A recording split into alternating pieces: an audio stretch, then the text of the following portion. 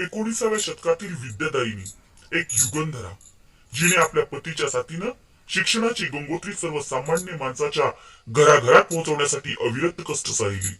रूढी परंपराच्या अंधारातून बाहेर काढून तुमचं आमचं आयुष्य सफल आणि सुफल होण्यासाठी जी अखंडपणे चंदनासारखी झिजली, कोण होती ती माऊली? कोण होती ती जी लखलखणाऱ्या तेजाची सत्यशोधक क्रांतिज्योती म्हणून आजही ओळखली जाते? ओळखलत मला? मी सावित्री. ओळखलत मला? मी सावित्री, सावित्रीबाई ज्योतिराव फुले. सातारा जिल्ह्यातील खंडाळा तालुक्यातील नायगावच्या खंडोजी नेवासे पाटील यांची कन्या. वयाच्या 9व्या वर्षी ज्योतिराव गोविंदराव फुले नावाच्या माणसाचे माझं लग्न झालं. हळूहळू माझ्या लक्षात आलं की ज्या माणसाशी माझं लग्न झाले तो निव्वळ एक सामान्य माणूस नाहीये, तर हजारो लाखो करोडो लोकांना जगण्याची ऊर्जा देणारा तो एक क्रांतीसूर्य आहे.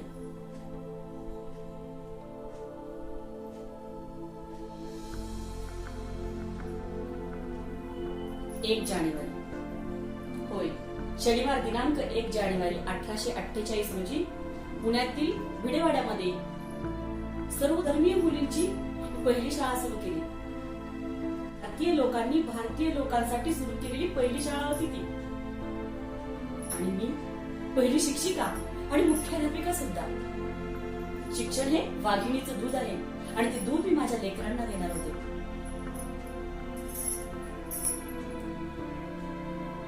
शेपटासारखं जगलात तर काम तमाम होतं, वाघासारखं जगलात तर नाम होतं. कार्य खरतड होतं, जोखमीचं होतं, पण शिवरायांच्या मावळ प्रांतातल्या मावळ्यांचे आम्ही सुद्धा वंशज होतो.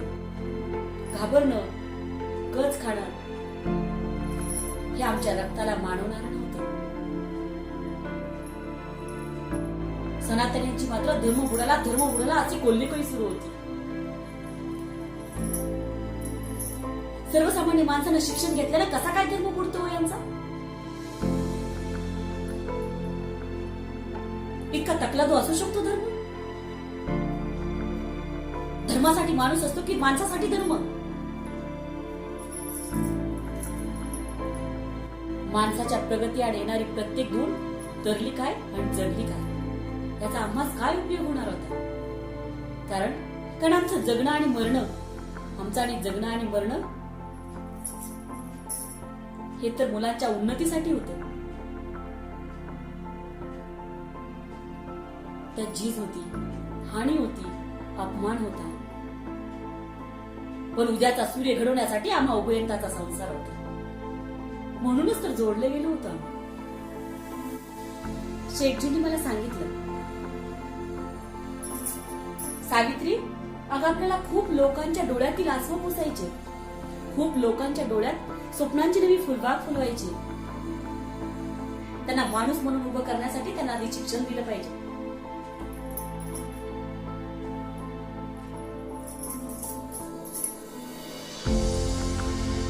आजवरच्या त्यांच्या दयनीय अवस्थेचं दुःखाचं एकमेव कारण म्हणजे अज्ञान. आणि शिक्षणाने अज्ञान दूर होतं. माणसामध्ये प्रचंड शक्ती निर्माण होते. तो विचार करतो आणि स्वतःला घडवण्यासाठी तो धडपडतो. अशीच धडपडणारी, घडणारी आणि घडवणारी माणसं आपल्याला हवीत आणि आपल्या या देशाला. हाताला गतवैभव प्राप्त करून देण्यासाठी शिक्षणाशिवाय करणं उपाय नाही. आणि सावित्री, म्हणूनच आपल्याला त्यांना शिक्षण द्यायचे. उद्याचा सूर्य घडवण्यासाठी आपल्याला कार्य करायचे. देशील सांग मला?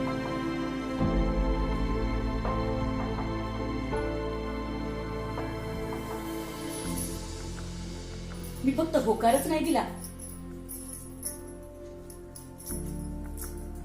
तर कामाला सुरुवात केली.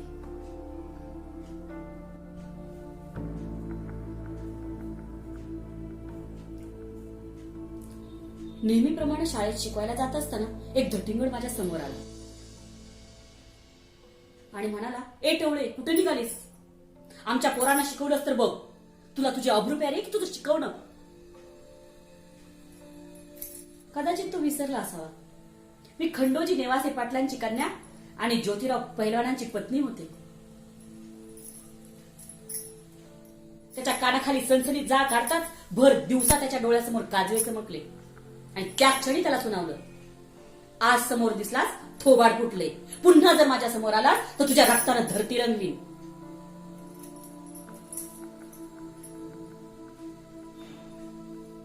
कसा बसा सावरत तो तिथून निघून गेला. मोठ्या आशेनं माझं अब्रूहरण पाहायला आलेले बघे त्याची बेअब्रू झालेली पाहून निमूटपणे निघून गेले. आजपर्यंत माझ्यावर शेण फेकलं, मी सहन केलं. शिव्या दिल्या, दगडफेक केली, मी गप्प राहिले. पण आज माझ्या हाताला धरून मला दम देतोय. माझ्या सहनशीलतेचा अंत झाला होता.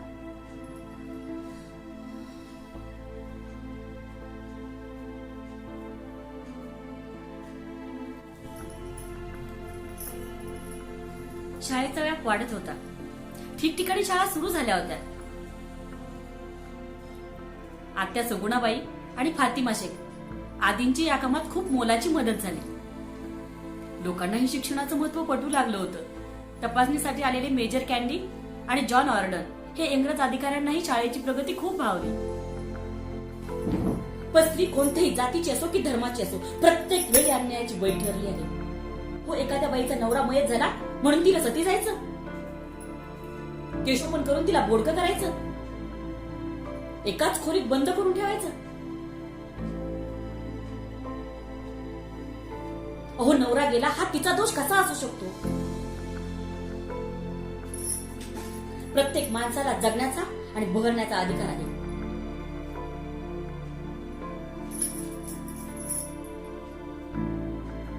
आम्ही या विरोधात आवाज उठवला.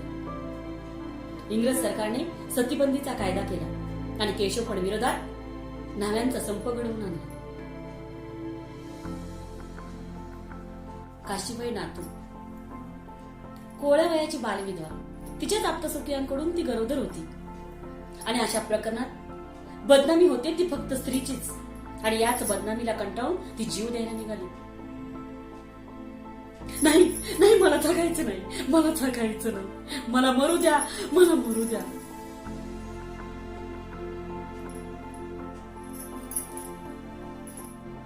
अशी काकुळतीने विनंती करणाऱ्या काशीबाईच्या पाठी आम्ही ठाम उभे राहिलो. तिचे आई बाबा झालो. मोठ्या आनंदानं तिचं बाळंतपण केलं. तिच्या गोजरवाण्या बाळाच आम्ही दत्तक घेतलं आणि त्याचं नाव ठेवलं यशवंत. अब्रूच्या भयानं जीव देणाऱ्या अशा काशीबाई सारख्या कित्येक मुली आहेत हे कळल्यावर शेठजींनी ठिकठिकाणी जाहिरातीचे फलक लावले. ज्या विधवावर अत्याचार झाला असेल किंवा ज्या विधवांचा अज्ञानामुळे वाकडं पाऊल पडलं असेल अशा विधवांनी ज्योतिरावांच्या बालहत्या प्रतिबंधक ग्रहात येऊन बाळंत व्हावं. मूल हवं असेल तर घेऊन जावं आणि नको असेल तर आम्ही त्याचा सांभाळ करू. अशी 100 बाळांत पूर्ण केली.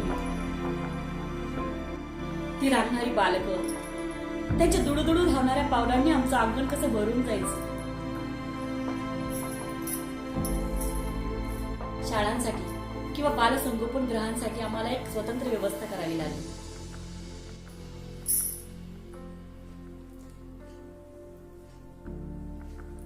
शेठजींचं समाजकार्यही सत्यशोधक समाजामार्फत जोरात सुरू होतं. मीही त्यात सामील झाले. मीही भाषणही करू लागले. शेठजी सांगतील त्या गतीने मी त्यांच्या ग्रंथांचं लेखन करू लागले. श्री छत्रपती शिवाजीराजे भोसले यांचा पोवाडा, अखंड, गुलामगिरी, शेतकऱ्यांचा आसूड हे त्यांचे बहुचर्चित ग्रंथ होते. या ग्रंथांचा माझ्यावरही खूप मोठा परिणाम झाला. मीही रचना करू लागले. ज्योतिरावांची भाषणे, काव्य फुले, बावनकशी सुबोध रत्नाकर, सत्यशोधक समाजाच्या अध्यक्ष पदावरून सावित्रीबाईची भाषणे, गाणी या काव्यरचना करू शकले ते फक्त शेठजींच्या प्रभावामुळेच. एकच शत्रू असे आपला काढू मिळून मिटून तयाला, त्याच्याशिवाय शत्रूच नाही शोधून काढू मनात पायी. शोधलंस का? पाहिलंस का? विचार करूनही सांग लेकरा, नाव तयाचे भराभरा.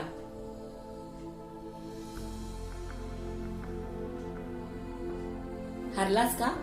कबूल का? सांगते पहा दुष्ट शत्रूचे नाव, नीट रे ऐकतयाचे. अज्ञान अज्ञान धरून त्याला पिटावयाचे, आपल्या मधून बुचकावयाचे. धरून त्याला पिटावयाचे, आपल्या मधून बुचकावयाचे. छत्रपती सिंहासनीची एक राणी ताराबाई, कोल्हापूरची जगदंबा, महाराष्ट्राची अंबाबाई. शत्रूवर घाली छापा, काळ तयाची ती होई. शत्रूवर घाली छापा, काळ तयाची ती होई. रीस शत्रूला करून करी बेभाम चढाई. आहून टाकी रणभूमी, शत्रू रक्ताने सारी. चपलता विजेची जशी, तशीच कडाडे संहारी, तशीच कडाडे संहार. अशा कितीतरी रचना मी केल्या. एकदा 1877 ला खूप मोठा दुष्काळ पडला. त्या दुष्काळाचं वर्णन करतानाही थरकाप उठतो. खायला अन्न देता येत नाहीत म्हणून स्वतःच्या मुलाला विष देत होते. आम्ही पुण्याहून धनकवडीला गेलो. दुष्काळग्रस्तांसाठी मदत केंद्र सुरू केलं. सांगण्यासारख्या खूप गोष्टी आहेत रे बाबांना. कुणीही कितीही विरोध केला तरी आम्ही तसूभरही मागे हटलो नाही. शेठजींची प्रकृती बिघडू लागली होती. अर्धांग वायूने त्यांचा उजवा हात निकामी केला होता.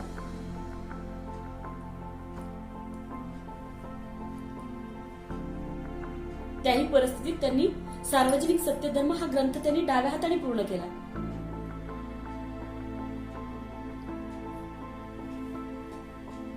आणि शेवटी 28 नोव्हेंबर 1890 28 नोव्हेंबर 1890 रोजी शेठजी आम्हाला सोडून गेले.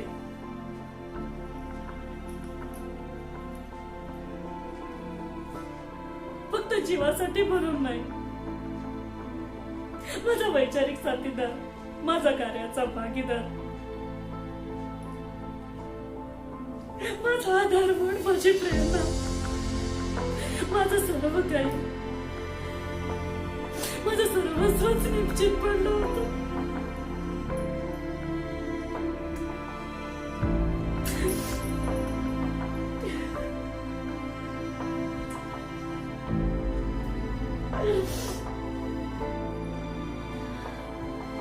पन्नास वर्षाची सोबत संपली होती. स्वामी ज्योतिबाच्या लागे मी चरणी, स्वामी ज्योतिबाच्या लागे मी चरणी, गोड त्यांची वाणी मनी गोमे, यशवंता, लक्ष्मी आणि मी.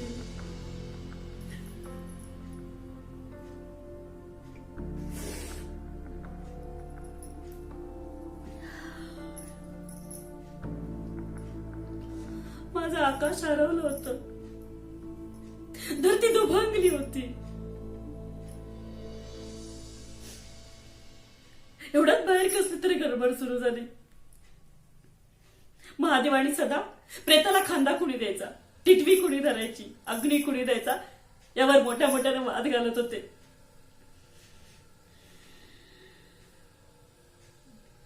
यशवंत आमचा नाही, तुमच्या रक्ताचा नाही.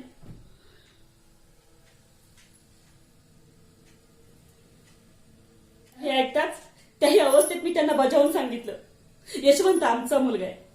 मी त्याची आई सांगते, एक मुलगा म्हणून जे काही विधी करायचे असतील तो यशवंताच करेल, दुसरं कोणीही करणार नाही.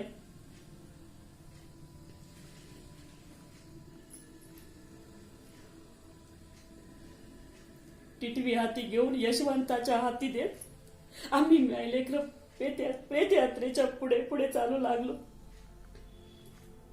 हजारोंचा जनसमुदाय प्रेत यात्रेत सहभागी होता.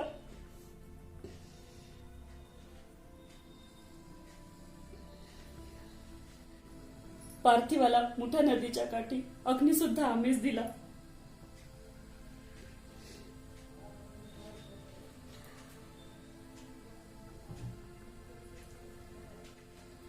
घराघरात ज्यांनी प्रकाशाची फुले वाटली, तो धगधगता क्रांती सूर्य धगधगणाऱ्या अग्निफुलामध्ये अदृश्य झाला.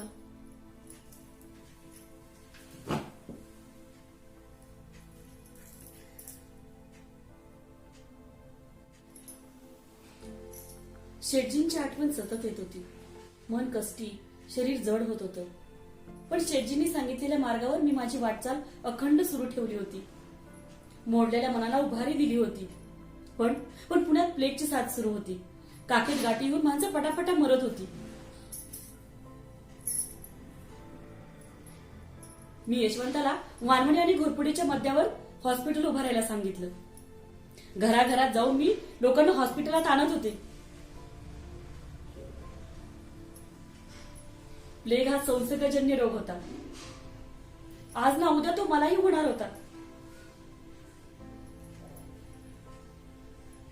म्हणून मरणाच्या भयाने मी माझ्या कार्यापासून मागे वळू नाही. आम्ही जगलोच मुळी समाजासाठी.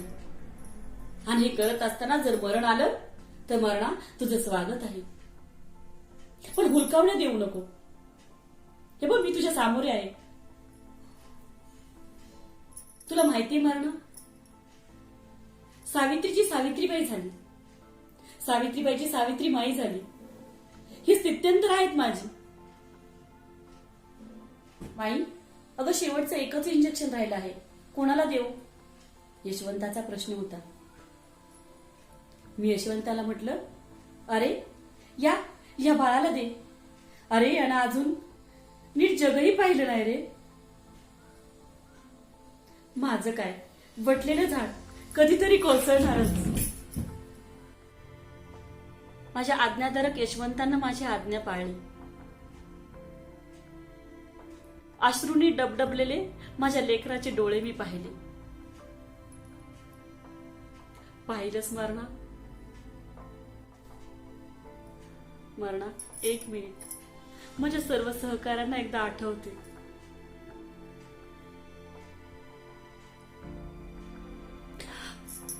चिडजी आपणही आलात? यशवंता, अरे यशवंता, बघ कोण आले. चिडजी, यशवंता.